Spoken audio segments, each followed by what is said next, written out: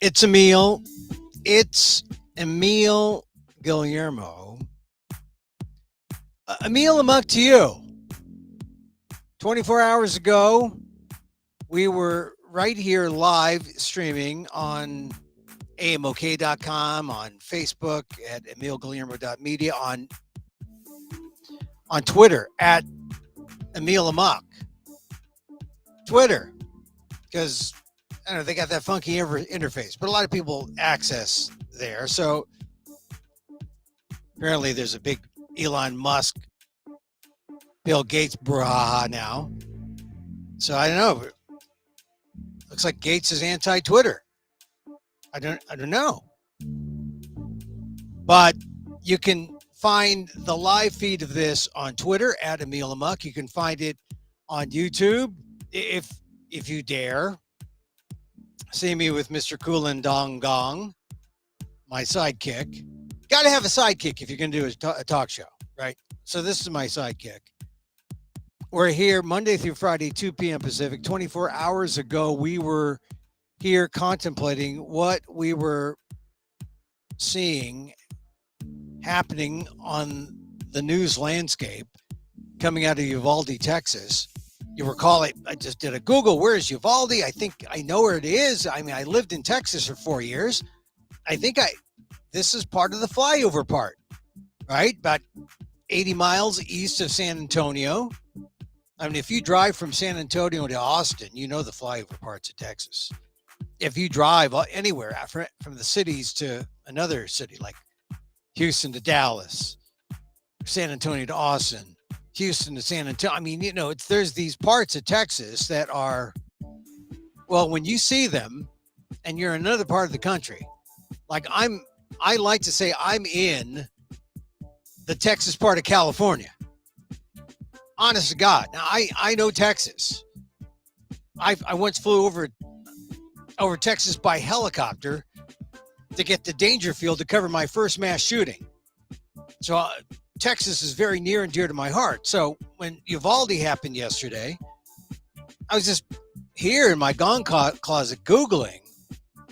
And wouldn't you know, Uvalde has one of the highest crime rates. Small town, 15,000, 16,000, but one of the highest crime rates, which signals one thing: poverty, desperation, guns, right? Primarily, it's an Hispanic community, rural, and they're out there. I don't want to say middle of nowhere because there's a somewhere there. There's a there. We discovered it yesterday, and it's sad that we discovered it the way we did. Because there's something about being in second, third, and fourth grade. Those are like my favorite years. I mean, I now have lived, my life is now spanned, the early years. So I'm in my later years. I'm not all the way late, but I'm sort of medium late. But if I were to look back and say, what were the years where life was so full? Even though it may not have seemed full to some people, but where life had all the potential and I was doing everything and there was no question that I was special, that I was, me and where I was, no matter what the circumstances. There was something about being in second, third, or fourth grade, maybe even fifth grade, maybe even sixth grade, that whole elementary school, junior high, another matter, middle school, another matter. But second, third, fourth, fifth, possibly sixth, magic years. And to think there's this gunman who goes in to the Robb Elementary School in Uvalde. Oh, your heart breaks. I mean, this was happening yesterday as we were on. You can go watch or listen to show 314. There's just one reaction. It's just, you are quieted, trying to hear the gunshots. Because if you can hear the gunshots, maybe we could do something to change them, maybe to do something to negate them. Or there's just something about being quiet. There's I just had that feeling yesterday. And of course, you watch the news and everyone's saying, well, what's going on? Ask this Texas Ranger. Everyone was going for the news. And when I first saw the news, it was just 14 dead. I thought, 14, that's a lot. And let's hope it stays that way. And then by the time I ended this show yesterday, it was up to 18. Now it's up to 19. And then we have the 3 adults or the 2 adults. We're like 21, 22. It's just terrible. And like I said, there's just something about the magic of being in 2nd grade, 3rd grade, 4th grade,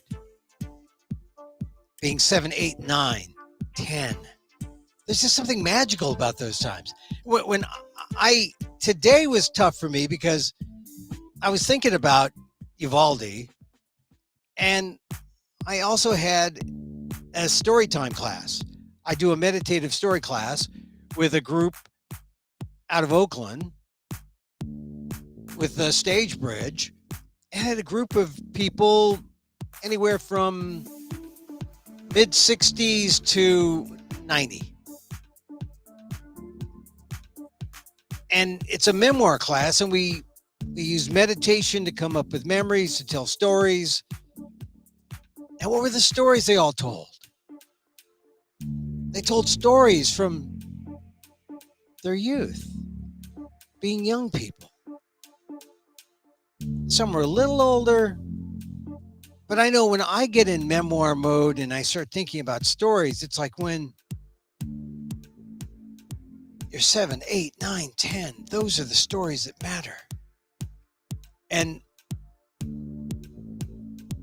you get these people in Uvalde, no matter what happens in the future, they're living their best lives.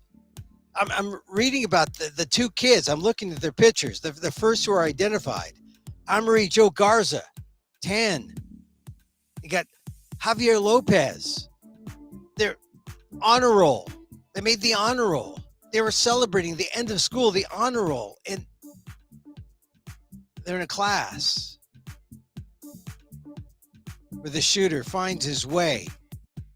Couldn't be stopped, even though a law enforcement officer confronted him. And the shooter made his way, barricaded himself in class, and then the carnage. It's a quiet time. It's a meditative time, just to try to understand the hate, the feeling, the evil that must have been in the shooter. 18, who ultimately took his own life. Shot up his grandma. I believe she's still fighting for her life. Drove to the school. Shot up the school. It's tough, and my kids are all old now. So I know that I would feel differently now if my kids were in that age, if I was a younger parent, if I was going and preparing for soccer practice or, coaching my under 10s or my under 11s, girls, boys. It is heartbreaking. Why in America this is so, and why in America, knowing that this happens, we cannot have leaders who will act responsibly and do what we need them to do to prevent something like this from happening again. They don't do it. I mean, there's Governor Abbott, news conference, acting like, well, this is going to happen. We need our guns. Then some people say, oh, well, we better arm the school teachers. No, bad idea. And we have Ted Cruz saying, well, senator from Texas, who should know better. And the people in Texas should know better than they have him in office. But is he saying anything about gun laws or protecting our youth? No, he's saying, well, we have constitutional rights. Remember the shooter. Shooter has rights. the shooter has no right to kill innocent children. The shooter has rights, yes, but not a constitutional right to shoot and kill children. And that is what we have when we allow the gun laws to go unfettered, to go without change, and to think we had an assault weapon ban. We had an assault weapon ban, and we let it expire. And how do I know? Because California had an assault weapon ban, and it was sort of the basis for the one they had in the United States on the federal level. And California still has theirs. And if you're living in California, once again, another reason why, despite all the things that go on in the state that you might say, oh, we're too big, it's wrong, we're on fire. There are things about California that you have to point to and say, yeah, this is why all the Asian Americans are here. This is why people come to California. Because there's that balance of freedom, that balance of rights. And we know we can be safe here. I know that as I say that, okay, people say, oh, that's ridiculous, Emil. You're not safe anywhere. Okay, I'm just saying there is an assault weapon ban here. And oddly enough, it came because there was a school shooting in 1989 at the Cleveland School in Stockton. If you go to my column on the ALDEF blog, aaldef.org/blog, you'll see it. I write about it. But before I get into the Cleveland School, the shooter, Patrick Purdy, I just have to think about those 10-year-olds, the second, third, and fourth graders. I got to think about those students at Robb Elementary. I got to think of Amri Jo Garza.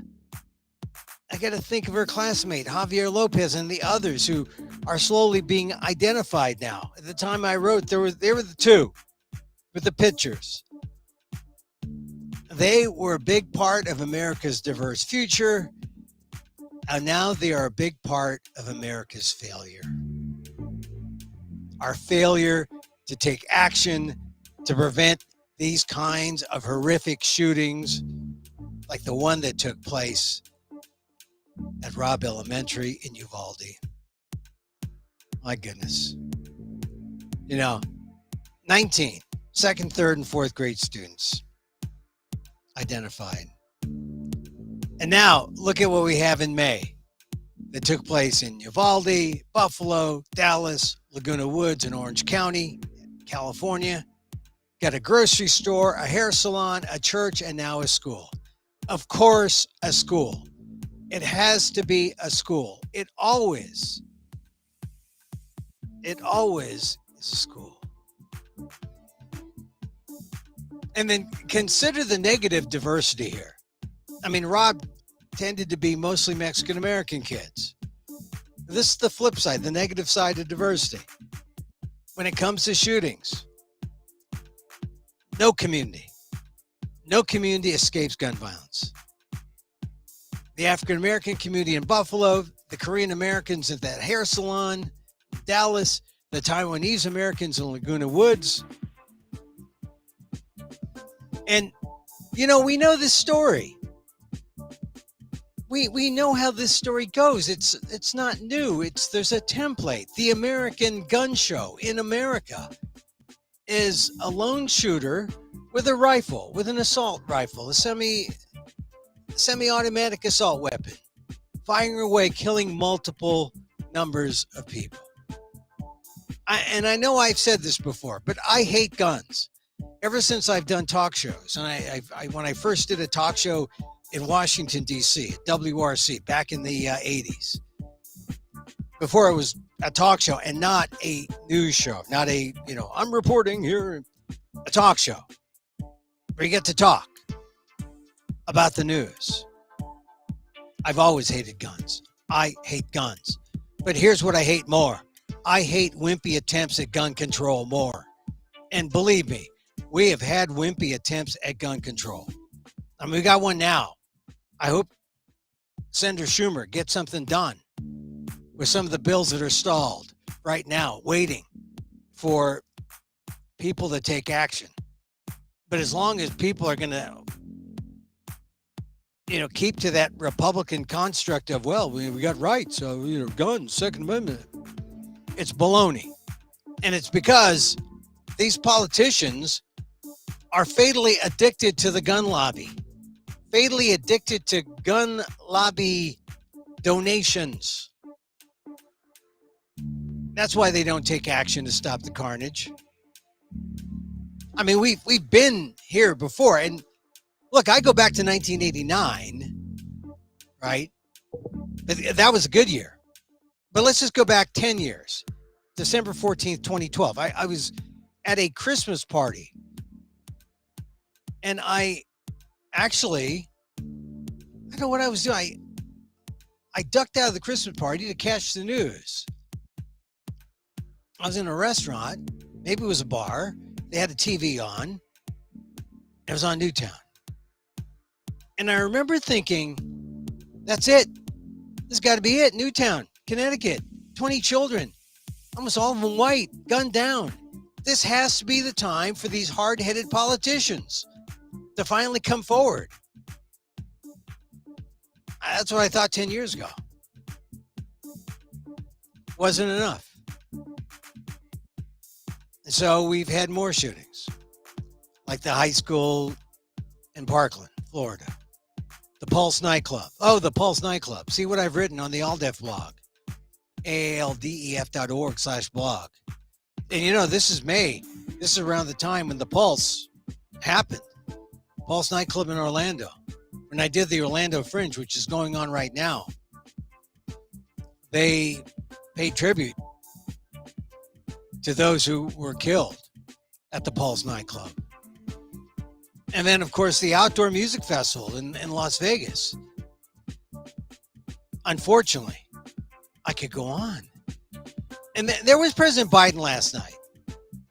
He is the right president for this time, really, because only he could say the things he did last night, and you'd have to believe him. You'd have to say, that's not BS. You'd have to say, that's not BS. He's telling the truth. Why? Why are we willing to live with this carnage, he said. Why do we keep letting this happen? Where in God's name is our backbone? Our backbone, is that where our conscience lies? Our backbone? Or got to discover it somewhere. No, Biden's the right president. I mean, I can't imagine the former twice impeached president, number 45, going out there and saying anything that would have any kind of impact on, oh, thank God I wasn't shot. You know what? I can't see him as the consoler in chief. But Biden's got it down. And unfortunately, he's had to do it too often. I mean, I don't think they take presidential polls on whether or not you're the best consoler. He'd win, but, they ask other questions. And he's not doing so well. Where in God's name is our backbone? That's a good question for America. Biden called on Congress to pass a weapons ban. That was federal law in 1994. Yeah, it came out of that school shooting in 1989 in California. 1994, finally, they got it passed. But it was allowed to expire in 2004. They gave it a 10-year run, and then they said, as soon as it passed, this is not a done deal. We're going to get this out, and they did. It died a natural death. But, of course, this is when the polarized and divisive politics are really kicking in our country. And you see it now when you see people like Ted Cruz say, well, shooters have a constitutional right. There are ways to view this, and the Republicans are just viewing it wrong. So before all this became nasty, there was that other school shooting that forced politicians to create sensible assault gun bans. It happened in California, and it spurred that old federal law. That's how it came to be. It was January 17th, 1989. Then, 8-year-old Elizabeth Pa, a Cambodian refugee, was playing on the monkey bars at Cleveland School in Stockton, California, when Patrick Purdy took out an AK-47, opened fire on the elementary school, his alma mater, after firing 106 rounds. Thank goodness he only killed 5 children. 5. 5 were dead, 30 wounded, and then Purdy took his own life. Elizabeth was one of the lucky survivors. And I talked to her years later. I was doing a story and kept my notes, and she recalled seeing her friend Rathanar, who was 9. He got hit by bullets and fell to the ground. And when I talked to her, she said, she prayed. She said, please God. And then immediately, she said it stopped the gunshots. She called it a miracle. That's a survivor. I wonder about the survivors of this. Maybe not in that classroom at Uvalde, but in the school, who were able to go home that day, yesterday night, and be hugged by their parents. I wonder what they'll remember. Elizabeth Pa, when I talked to her, and this was a while ago, she says she never forgets the nightmares. A miracle, she called it, that the gunshot stopped. But look, the real miracle was that California was able to pass an assault weapon ban that has withstood legal challenges to this day. To this day. And why has California been able to do this? Well, it's because it's one of the few states that has a constitution that does not explicitly guarantee an individual the right to keep and bear arms. And so there's a little bit of legal wiggle room in California. It doesn't mean that there aren't challenges. There's challenges all the time. There was one last year, right, where the state ban, which includes semi-automatic firearms and the sale of ammo magazines that can hold more than 10 rounds. There's been a challenge. And so far, the AG's office has been able to stave off the challenge. There's a stay for now, but it doesn't mean that it couldn't come back again. Settled law is not settled law. And, you know, the man whose duty it will be to make sure there's no backsliding on assault weapons in the Golden State, home of the most Asian Americans in the country, by number, by most Asian American state, California. Thank goodness we have Attorney General Rob Bonta, the first Filipino American to be the state's top cop. Okay, we've had others. Kamala Harris, Attorney General. We're going to hear from her in a bit. But it's hard to imagine the weapon ban or Uvalde not being mentioned now, as Bonta is on the campaign trail, is trying to keep his job in the June 7th California primary. There are a number of people. It's an open primary, and he needs all the votes he can. And here's the thing about Bonta. I think Bonta he knows. He grew up in the rural part of California, just outside of Bakersfield in Kern County, where it's very similar to Uvalde. He's seeking the nationwide vote. And if you're a California voter, don't hesitate. This is possibly the most important election in California. Maybe the most important election for Asian Americans. Certainly, our community should be supportive of what Rob Bonta and the work he's done so far that includes an unwavering commitment to keep the assault weapons ban intact. I mean, there's no other state really that can say that, and we have an assault weapons ban, that if we had that in the United States, we'd be happy because we had it once, we lost it, it expired, we need it back. It still is not going to be enough to prevent 100% Uvalde from happening, but, you know, it's something. It's something more than what's there, where with open carry laws, with the liberal gun laws everywhere, I don't know how Americans can feel safe. In fact, I don't think Americans can. So, I was looking at my email, got a number of Asian American organizations saying, yeah, Bonta's race is going to be very important.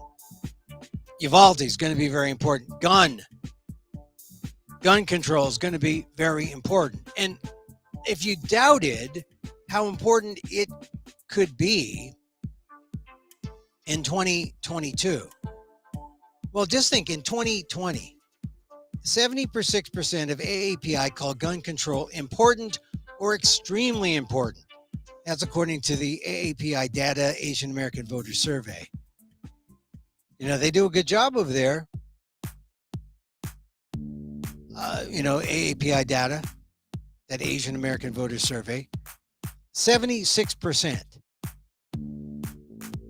AAPI call gun control important or extremely important. So, you look at Uvalde, read more about Uvalde. This is our issue too. Coming out of Atlanta, coming out of Stop AAPI Hate, we got to be concerned, very concerned about guns in society. And we don't need to trample on anyone's constitutional rights. But we have to make sure that we protect every citizen, every person in our country. Not just the people with guns, but the people who might inflict harm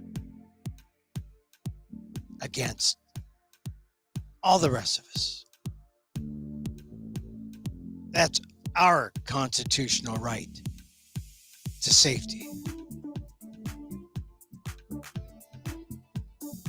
So I can't see how in 2022 this is not an issue of critical importance across the land. All you have to do, go to aaldef.org/blog and look at the pictures of Amory Joe Garza.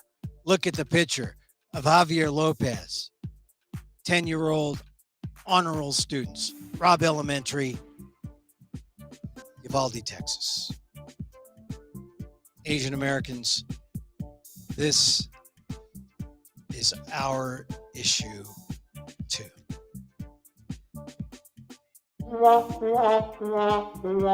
So I want to talk about a few more things, just because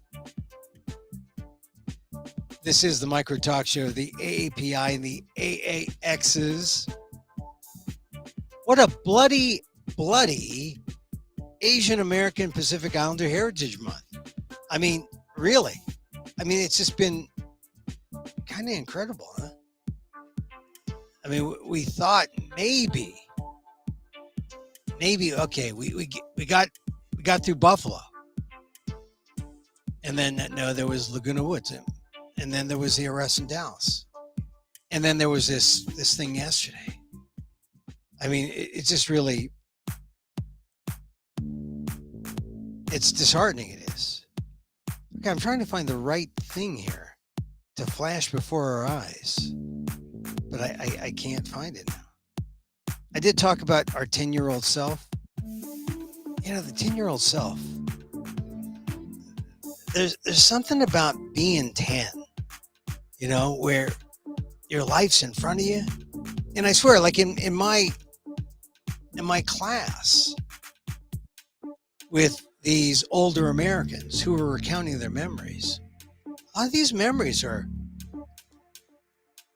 you know, what they were thinking when they were young. It's like there was like, or what they learned, what they first learned. And it's just heartbreaking to know that there's this group of young Mexican Americans in Uvalde who their lives ended. Yesterday, I was scanning all the different channels. I got Kamala Harris. She was speaking at the Asian Pacific American Congressional or Institute of Congressional Studies, which is spelled APACS or APICS. It's an unfortunate acronym, but it's the one they got.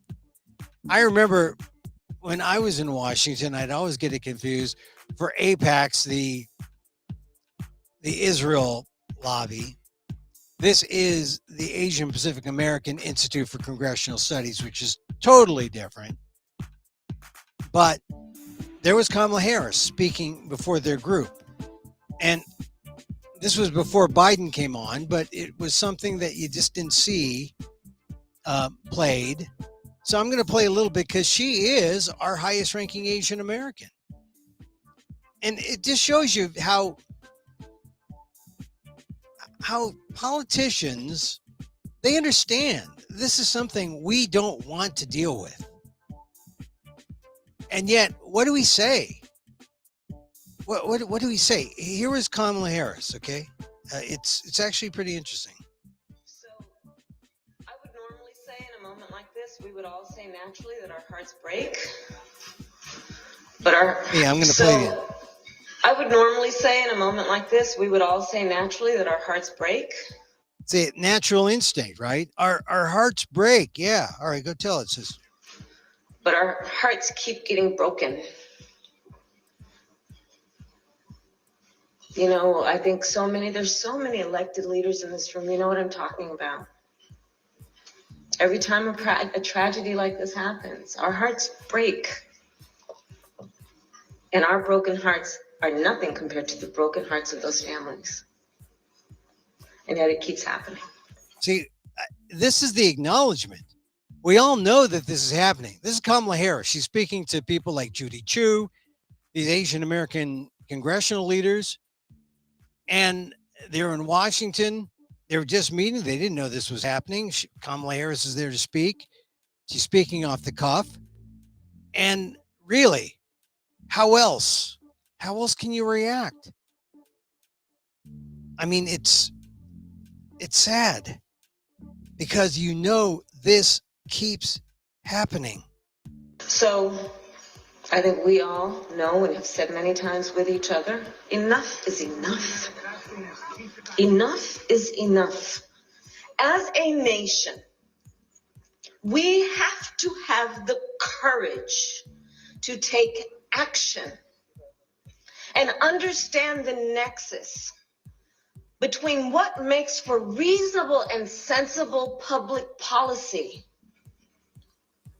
to ensure something like this never happens again. See, now this is Kamala at her impassioned best, and you wonder, maybe, I mean, very few people are taking this feed. I happen to just be scanning somewhere, and I got the feed, and I say, oh, there's Kamala Harris. And Biden was still preparing his remarks, and he was pretty strong. But like I said, Kamala Harris is one of us. She's an Asian American. We want to hear from her.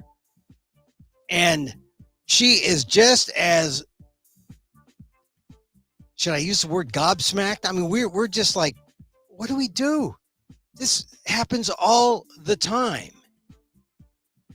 But thank goodness in California, we know how to deal with it. I mean, I'm not saying that you couldn't have these kind of gun issues, these gun incidents in California. Certainly we've had them in California. That guy in Santa Barbara, the San Bernardino, we've had gun instances in California. So that may be something to show people, say, oh, your gun assault laws are just unconstitutional. Well, believe me, the shooters know how to get their guns, and they know how to create the crimes that make the whole world weep. Believe me. So this is, once again, Kamala Harris just trying on the cuff, put two and two together to offer the kind of comfort. Well, at the very least, that's what our leaders can offer. But for now, I will just say to the people of Uvalde, please know that this is a room full of leaders who grieve with you. And we are praying for you, and we stand with you. And it is difficult at a time like this to think about much else. But I do look around this room, and I know who is here. And I know this is a room full of American leaders who know and have the courage to take a stand. And that's what we need to do. We need to take a stand. And we need to take a stand like the people were called to take a stand after Newtown, after Parkland, after the Pulse nightclub, after Las Vegas, after Buffalo, after Uvalde. You know, I keep thinking of in the Philippines, they sometimes confuse the V and the B. So Uvalde can be Ubaldi. And I know some Ubaldes. Keep thinking the Ubaldes. It's all what happens when the Spanish colonial sound gets mixed up with other cultures. And hey, I'm a Guillermo, right? Who doesn't say Guillermo? Who could say Guillermo? So I'm just saying, we have to come together and take a stand against guns. And thank goodness Kamala was out there saying, yeah, we got to have the courage to take action. Once again, this is why the former AG, Kamala Harris, now vice president, is kind of hinting, not really a hint, but we should put two and two together. We've got to do something and help Rob Bonta, current Attorney General of California, make sure he's there to keep the assault weapons ban we have in California intact, because there is a current challenge. There's been a stay put on it, indefinite, on the challenge, but it's all politics. And you feel satisfied today because of where you are, but just like with abortion, just like with everything else, the backslide can just as easily happen just like that.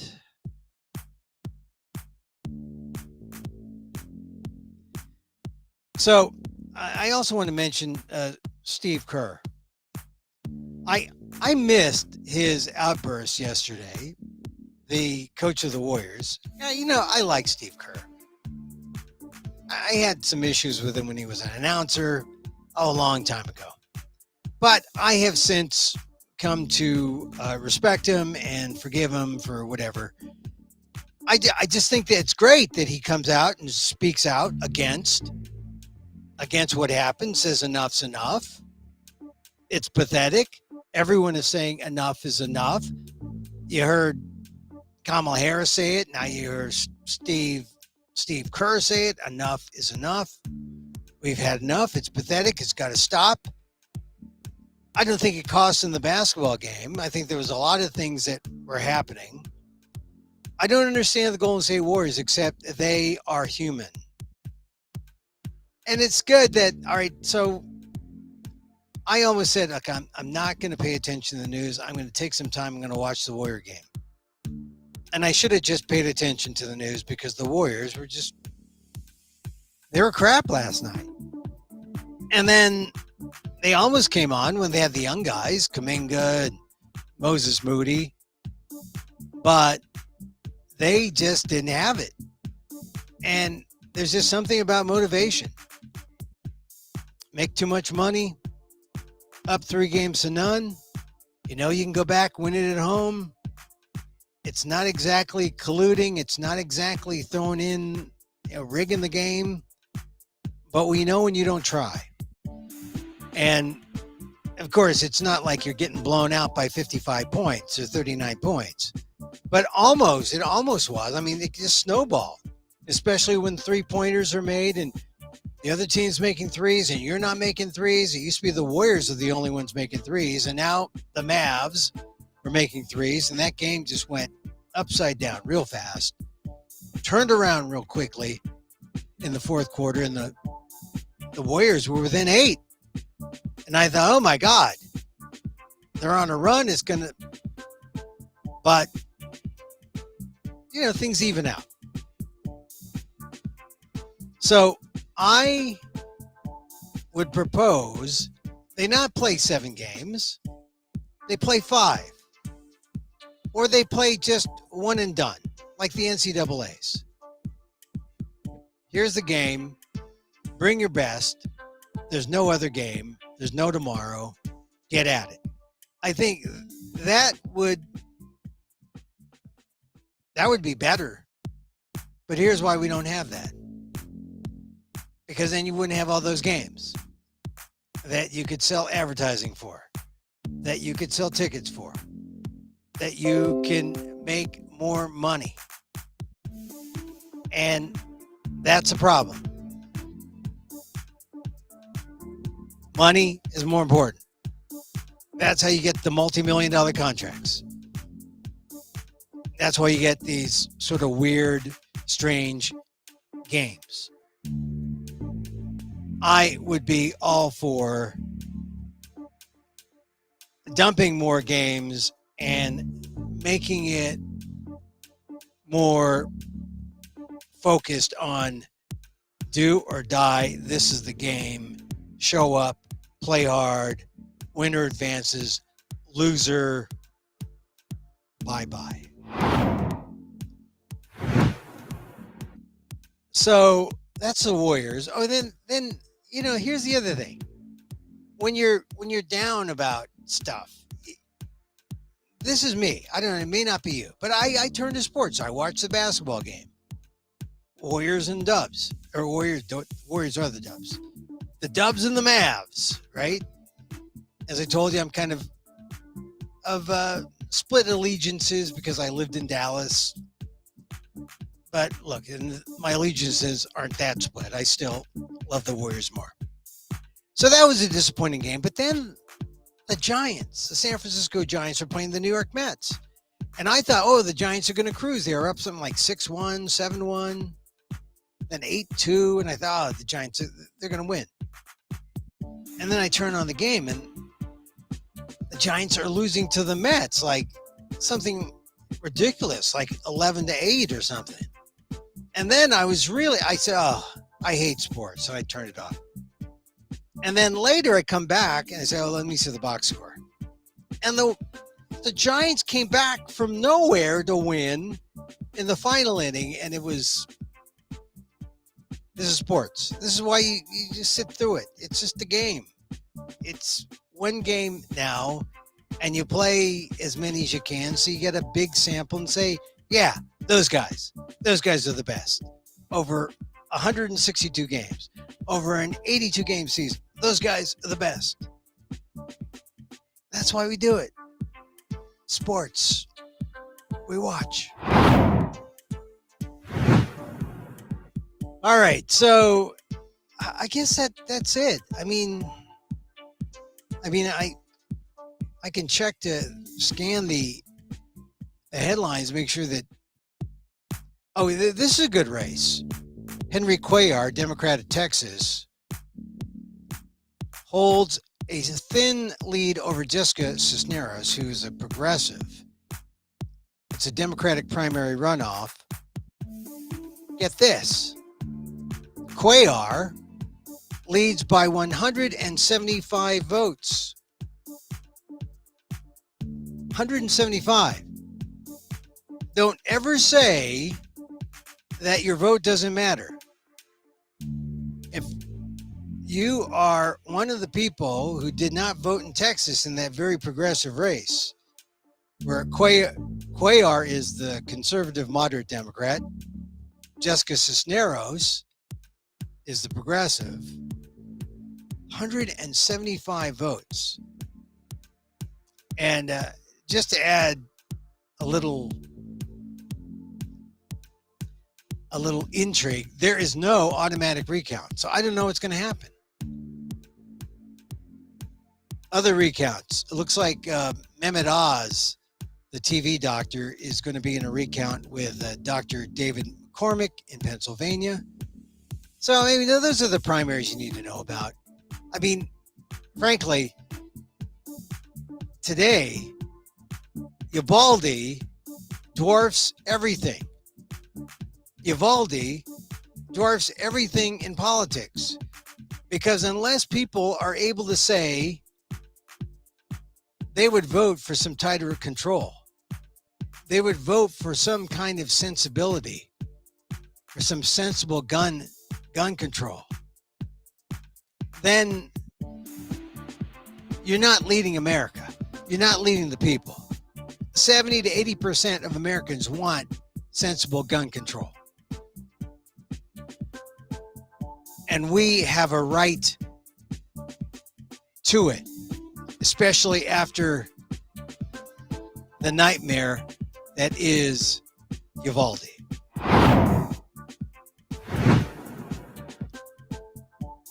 So, yeah, I have an old thing up that says 14, an old page. But we know 19 children, 2 adults in Uvalde. There was a police officer who worked at the school. They had a policeman at the school. So people will say, oh, well, if there's police at the school, that would stop. No, not necessarily. The police officer couldn't stop the suspect who had a rifle. And it is confirmed it was a semi-automatic long gun.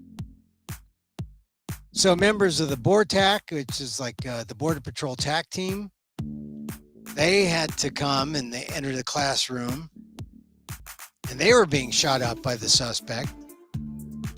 Suspect was there for an hour, and then the TAC unit shot and killed the guy. 2 adjoining classrooms. Kids, between the ages of 7 and 10. Suspect legally purchased 2 assault-style rifles and 375 rounds of ammunition within a week of his 18th birthday. See, I mean, happy birthday to me. Here's a gun. Here's 375 rounds. Doesn't make sense.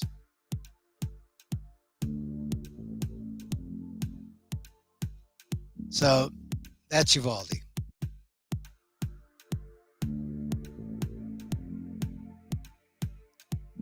You know, all I can think of his love and prayer.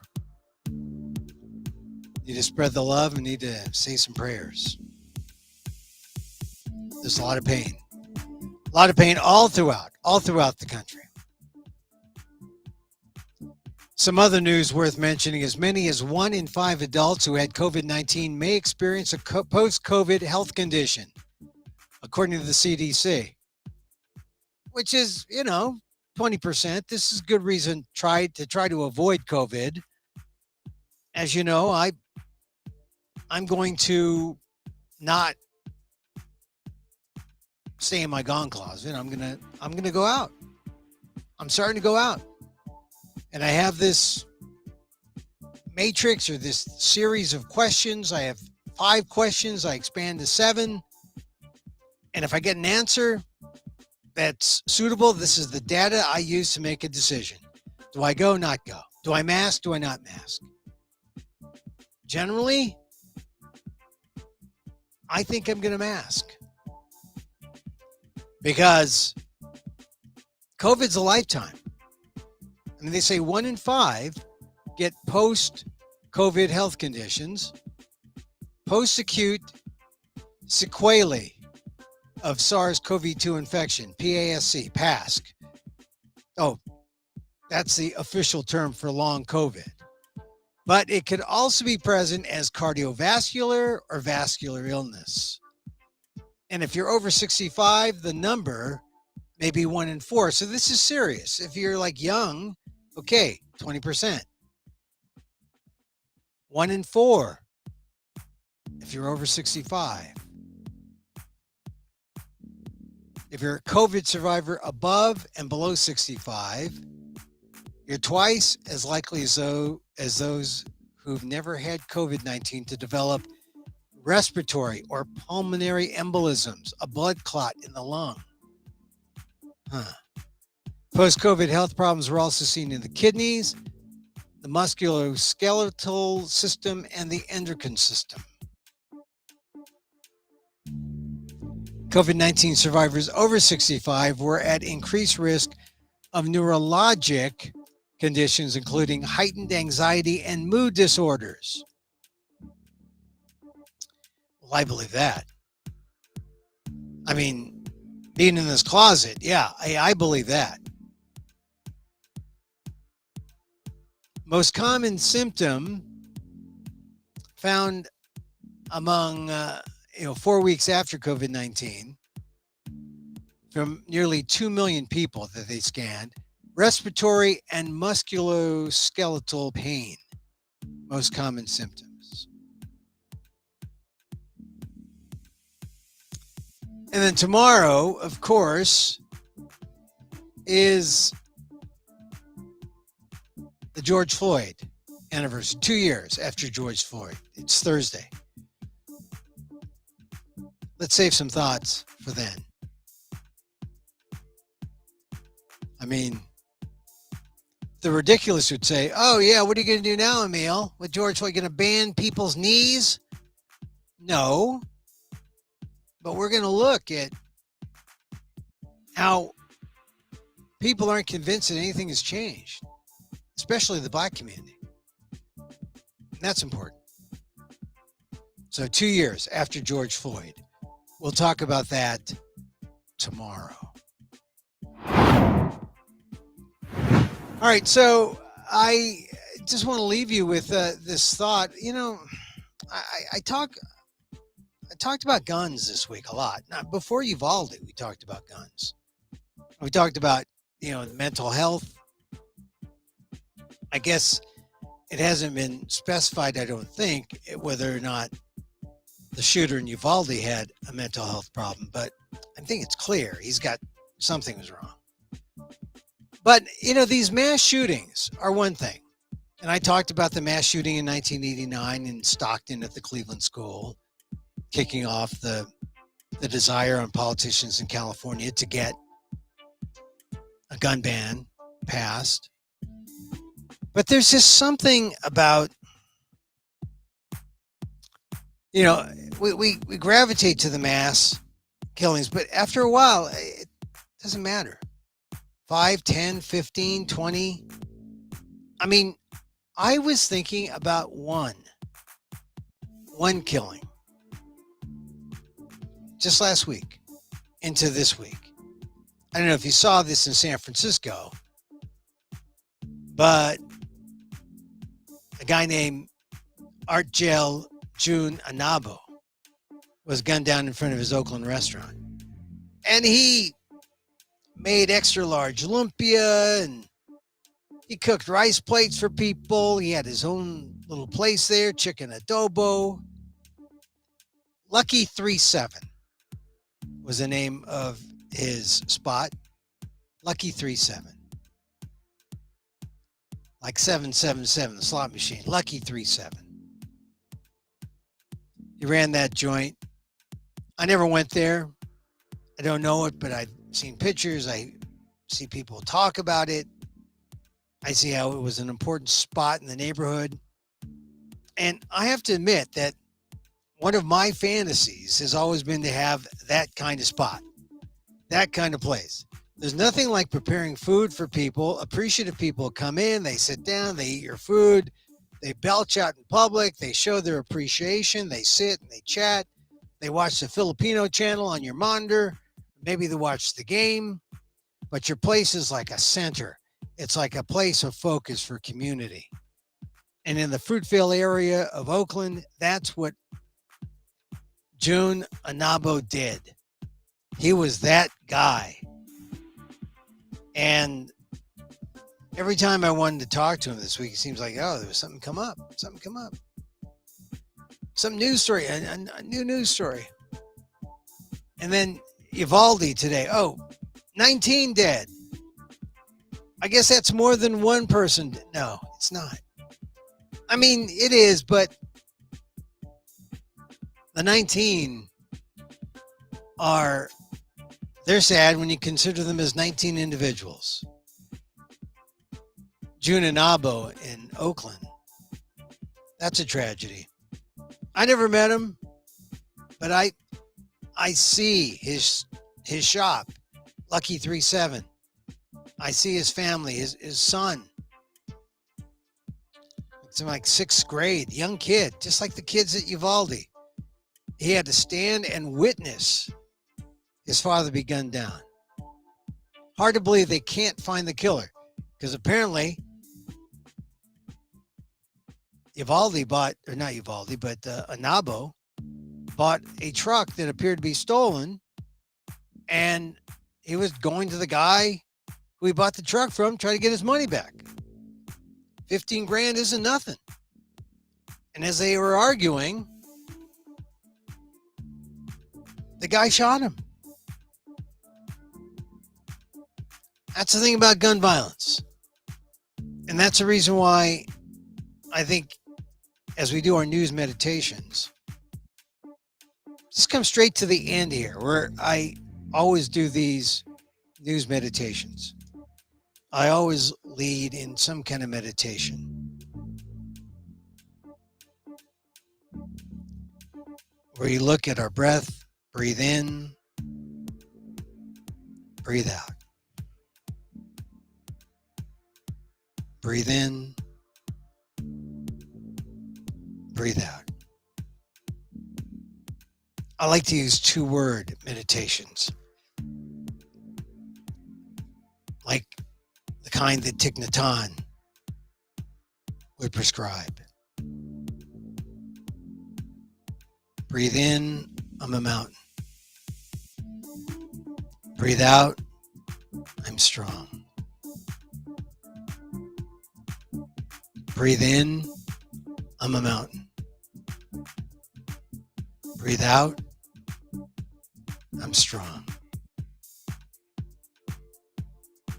Just say mountain, strong.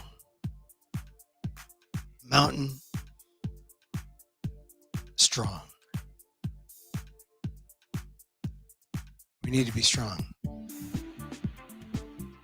And so, as I wish for me, I wish for you. May you be safe. May you be healthy. May you be happy. And may you live with ease. Emil Guillermo here. Catch us on amok.com. That's where I put up our recorded shows. On Facebook at emilguillermo.media. On Twitter at Emil Amok. On YouTube at the Emil Guillermo channel. All these different ways to catch us. Catch us on the All Def blog. aaldef.org/blog. This is the Micro Talk Show, the API, and the AXs. We're here Monday through Friday, 2 p.m. Pacific. Live streaming. Sometimes a little earlier.